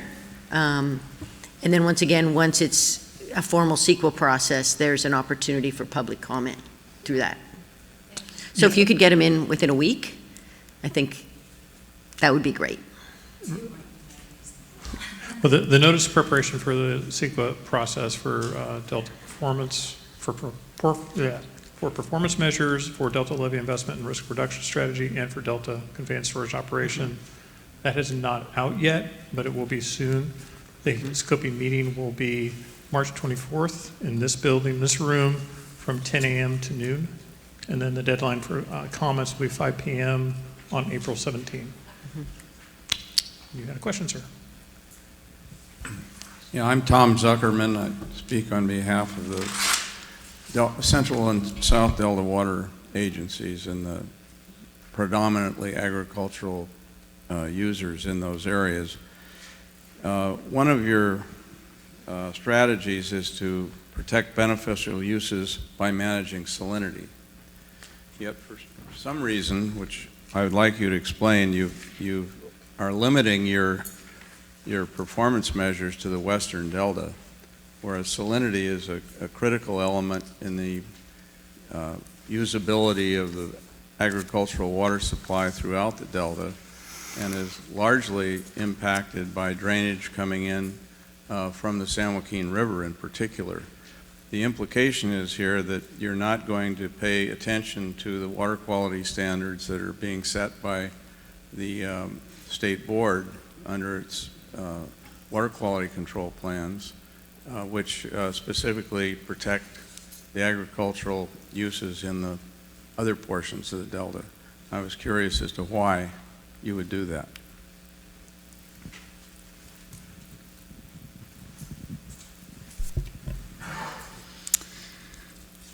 So I believe we chose the Western Delta because most of the issues focused in that central area.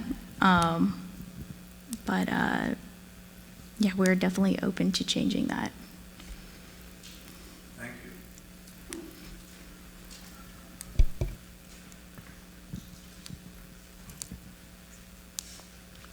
Hi, Ed Manning, wearing a different hat. Quick question. We represent the Mosquito Vector Control Association, and I saw the pyrethroids on here. So we have the difficult task right now to trying to control invasive species and bad diseases. And right now our TMDL permit with the Water Board is keyed to impaired waterways where we can't apply certain types of pesticides. And I was looking at the language and heard the question. I just want a clarifying question. Are you tiering off the TMDL process? So if there's an impaired waterway, are you using that to back into your plan? So if I could, I think I understand your question. As you are probably well aware of, and it sounds like are participating in, the Central Valley Pyrethroid Pesticide TMDL and Basin Plan Amendment it is ongoing. It's currently in public comment and review process. And I think the way that we had characterized it within 6.7, there are acute and chronic targets that are identified for the 6 different pyrethroid classes. So we were using what has currently been considered and is under review from that process.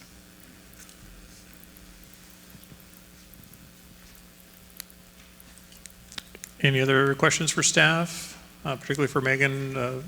She's wrapped up her section of the agenda. There's other questions that thoughts that come up on the previous chapters. Feel free to raise your hand now. Anything online? No? Okay. All right, so we are a little bit ahead of schedule. We had planned on taking a break now for about 10 minutes. If the group's okay with going to continue powering through, we'll continue moving on with the agenda. Okay, good. So with that, Paul, I think you're up.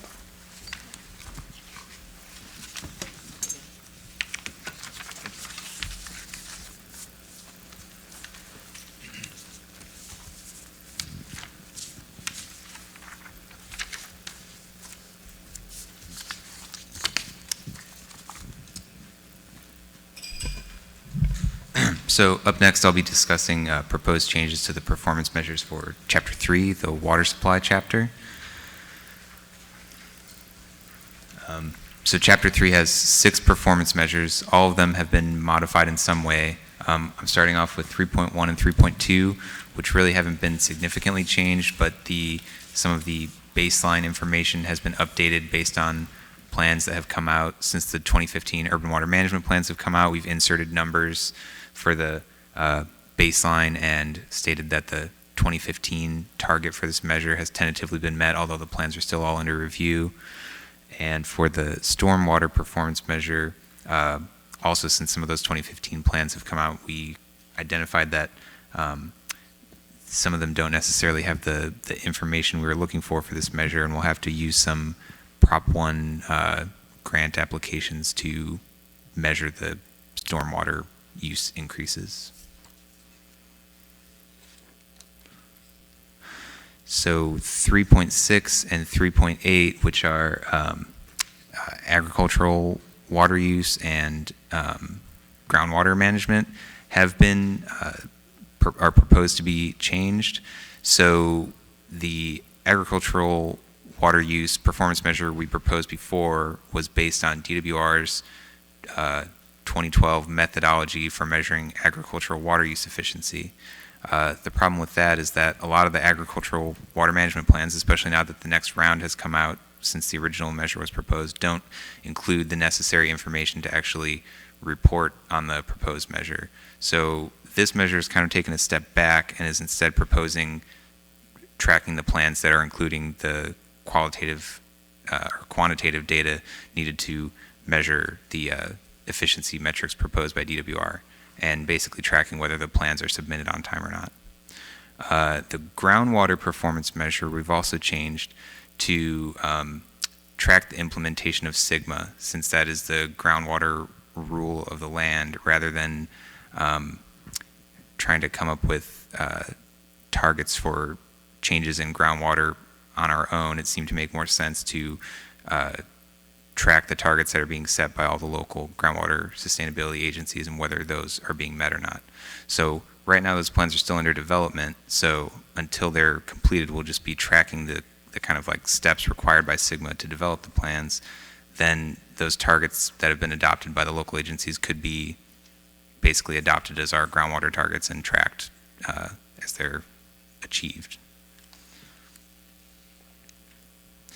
So measure 3.4, which we've already kind of received some comments on earlier from Ed, thank you, and it deals with reduced reliance on the delta. So the original measure that was adopted last year was kind of based on a rolling average of reliance on the delta. We've kind of tried to change it so that it's more, instead of just a rolling average that's measured every year, this is kind of a measure that could be assessed every 5 years when the urban water management plans and the California water plan are updated. The idea that we had was, rather than trying to take all the data from all the individual water plans, the California water plan has a nice water balance in it for the different hydrologic regions, and we could take some of the efficiency that we're already measuring through performance measure 3.1 towards the 2020 goals, and kind of tie those together to measure reductions in reliance by region. 3.9, which is our export performance measure, has been heavily modified to more closely reflect the idea that water exported should match the water available to be exported, which is part of the council's definition of a more reliable water supply, and is also a principle that's been heavily talked about in the Conveyance, Storage, and Operations amendment, which was talked about this morning. So we tried to keep 3.9 pretty simple and just say that, you know, if water available to be exported is matching water that is being exported, we're basically saying that in wet years, based on the Sacramento River Water Year Index, in wet years, the basically total exports should be above the historical median, and in critically dry years, the exports should be below the historical median. So in that way, you'd be increasing exports in wet times and decreasing exports in dry times. And it's just kind of a simple measure to see whether that's happening or not. And I guess after that, I'll just open it up for questions.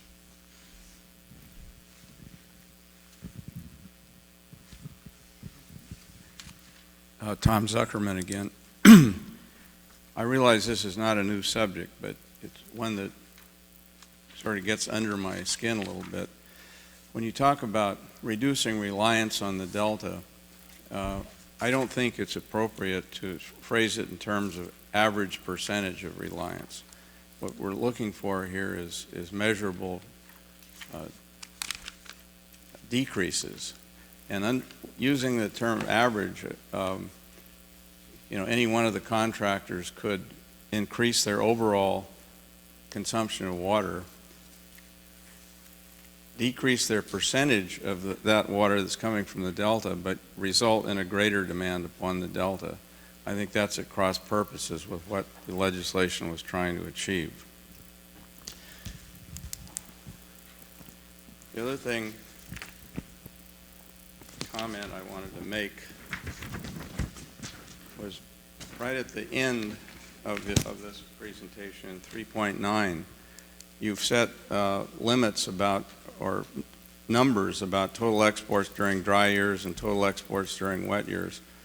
I don't think that setting those numbers is necessarily appropriate at this point. The State Water Resource Control Board is dealing with these issues at the moment. It may very well be that the 3.5 million acre feet of average historical deliveries and below median is no longer an appropriate target. So I don't know how you get around that, but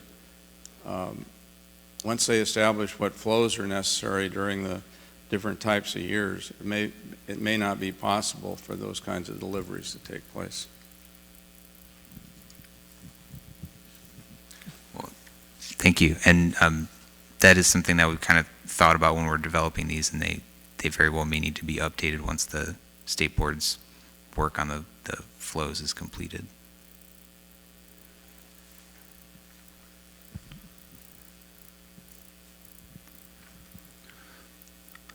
Thank you, Ed Manning, again, for Mojave Water Agency. Just one issue on, you mentioned Sigma, which is, I think, an important addition. One of the factors that I think you're going to have to consider, and I know it's not an easy factor, but many adjudicated basins, and Mojave has one, which is a prime example. It took decades to adjudicate, went to the California Supreme Court, and ultimately was resolved. And if you look at the metrics for keeping that basin in a state of sustainability, there's a direct relationship between imported water and projections based on Table A availability. In other words, what the agency contracts for in terms of water imports of surface water through the State Water Project and the ultimate sustainability of that groundwater basin. And so there's a very important relationship which was recognized in Sigma itself. If you look at the language about sustainability, there are off-ramps based on the availability of surface supplies, especially for basins where you may draw down over a period of dry years to be reliant on it to wheel off the system, but then you're going to be having to get back to sustainability, and part of that is dependent on imports. So there's a very direct relationship, and I think in terms of trying to figure out what metrics work, unfortunately or fortunately, in order to make Sigma work, there's a direct relationship, the ability to rely on what the State Water Project was contracted for and predicted to deliver within a certain, obviously that's not an exact science, but within a certain amount of reliability. Thank you.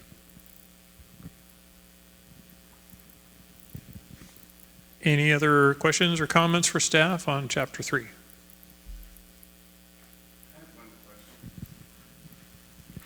This is really to Mr. Manning. You talked about specific requirements on the Mojave area, but I don't see that in here. Which of these hydrologic regions is Mojave considered to be part of?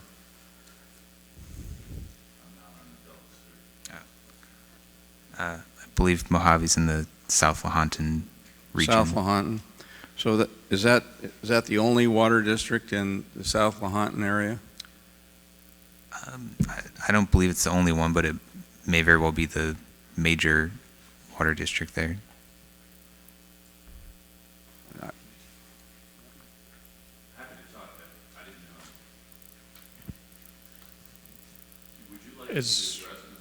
Well, do you want to know just how many other water districts are there, or?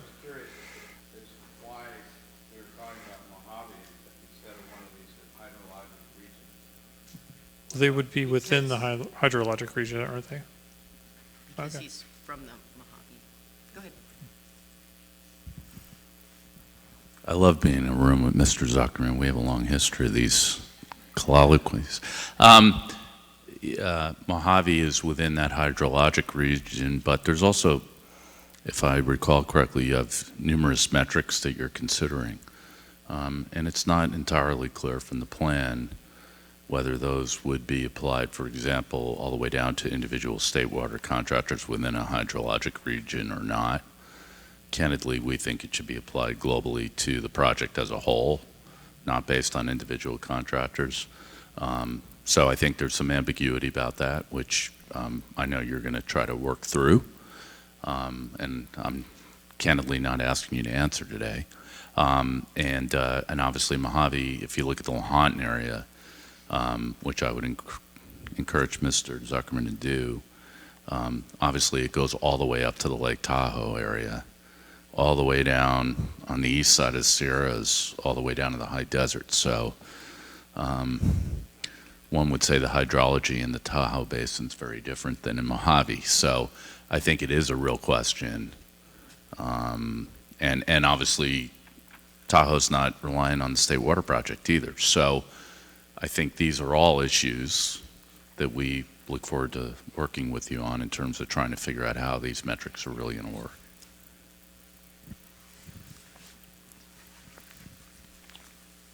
So one other point just to add in here and how the performance measures and all the other elements within the Delta Plan are being developed for is we've divided up essentially the state into 3 zones. There's the legal delta that we're all familiar with, and those are the areas where the majority of the involvement of the council is focused on. Then you have the Delta watershed that includes everything from the San Joaquin River north, and then you have all those areas that are dependent on Delta water supplies that are south of the Delta, and then in the San Francisco Bay area. So those are those areas, and the Mojave would be within those areas that are dependent on Delta water supplies within the planning area.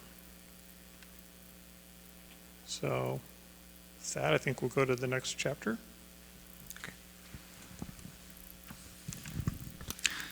So now we're going to discuss proposed changes to performance measures for Chapter 7, which is the risk reduction chapter of the Delta Plan. So Chapter 7 also has 6 performance measures. 3 of them actually have no proposed changes, so I won't be talking about those. The ones that do have proposed changes are 7.2, 7.3, and 7.7. And these changes are all to make the performance measures better coincide with the proposed changes to the plan through the Delta Levy investment strategy. So performance measure 7.2, which measures property damages and casualties in the Delta due to floods. Previously, we had the adopted version tracked casualties and basically flood insurance claims. But now that the Delta Levy Investment Strategy tool is kind of nearing completion, it seems better to track some of the metrics that the tool has come up with, and that will be, updated in the future. So expected annual damages and expected annual fatalities are both some risk metrics that the Delta Levy Investment Strategy has been using. So we're proposing, rather than tracking the flood insurance claims, which could just spike in a year where there's a flood, to track the expected annual damages and expected annual fatalities, which would, increase or decrease over time as changes are made to the system to change the risk. 7.3, which is basically the performance measure, which is tracking improvements to levies, has also been updated. So, and this is basically just to follow the recommendations of the levy investment strategy. So it's got two metrics, one for urban levies and one for rural levies. And basically it's tracking that the urban levies are meeting the urban level of protection by 2025, which they're required to do, not by the Delta plan, just by other legislation that's already out there. And then the rural levies, we want to track the ones that have been prioritized by the Delta Levy Investment Strategy and see if they meet a certain levy standard by in the future. So the idea is that since those are identified as ones that would be best to invest in to decrease risk in the Delta, that they should be, raised to this standard. Measure 7.7 has also been changed. So previously it tracked participation in the Army Corps' rehabilitation and inspection program, but that kind of, while that was a direction that the levy investment strategy was initially considering, they're not sure if that's the direction they're going anymore, so we've kind of decided to drop that metric and stick with tracking communities' participation in the community rating system. So showing that they're taking actions to reduce the insurance premiums in their community.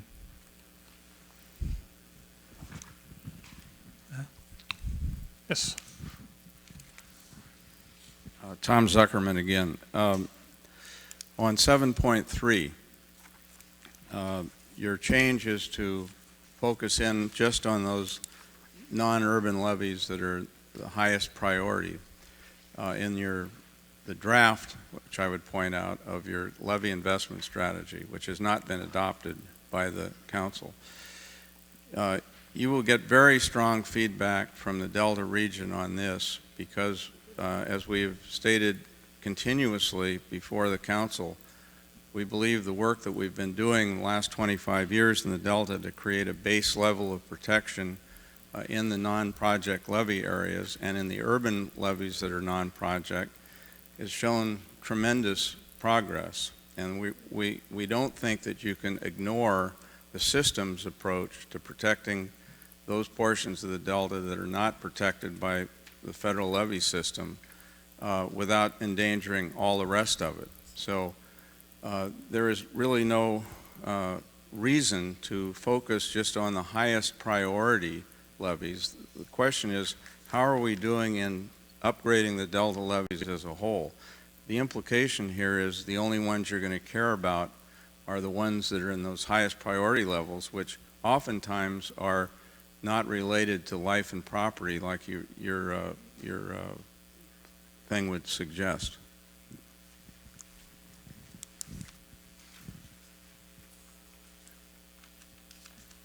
Is there anything to add on to that, Paul? Thank you for your comment. Any other questions or comments for staff on Chapter 7? Okay. All right.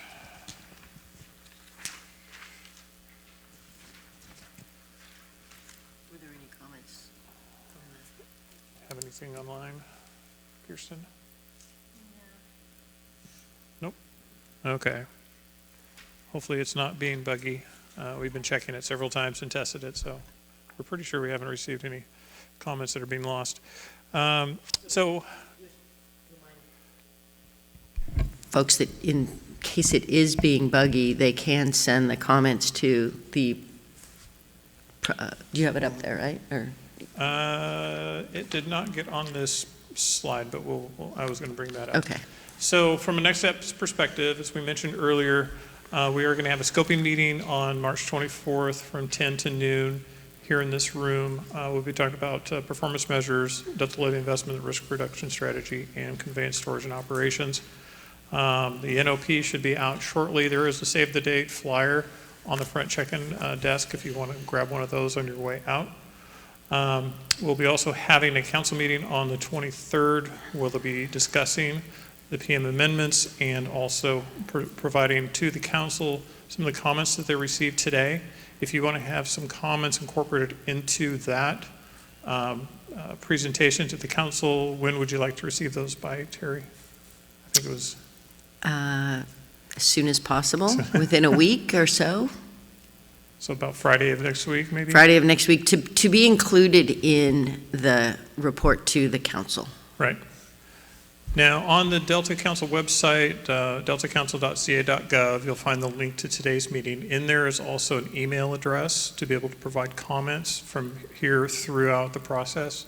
I believe it's pm.comments@deltacouncil.ca.gov. And I think that was everything on the next steps. Did you want to have any closing comments, Terry? Yeah, I just want to thank you all for participating. We got some really good input today. That's the purpose of this, to really get your input, and we want to get to successful and implementable and trackable performance measures. So this is one step of the process. We'll be at the council meeting on the 23rd. So that's another opportunity to provide comments. So I just want to thank you all, and I thank those on the webcast for webcasting in, and we're happy to answer any more questions. Okay, thank you.